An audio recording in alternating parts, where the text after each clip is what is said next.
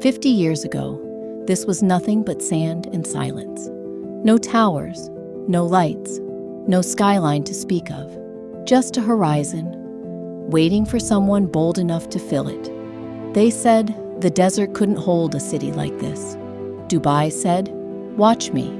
Today, it doesn't just touch the sky, finds it. The Burj Khalifa, half a mile of glass and ambition. Standing where dunes once rolled. Below it, a city that never stops moving. Highways glowing like veins of light. A marina built on water, where there was once only desert, and an island shaped like a palm, visible from space. This is a city that didn't wait for the future. It built it, and yet, beneath the glass towers, the old world still breathes. In the souks, the spice markets, the call to prayer echoing between skyscrapers.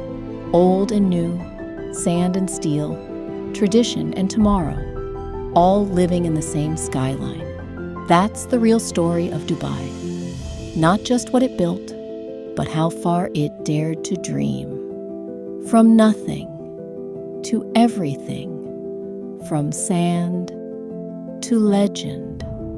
This is Dubai, and it's just getting started.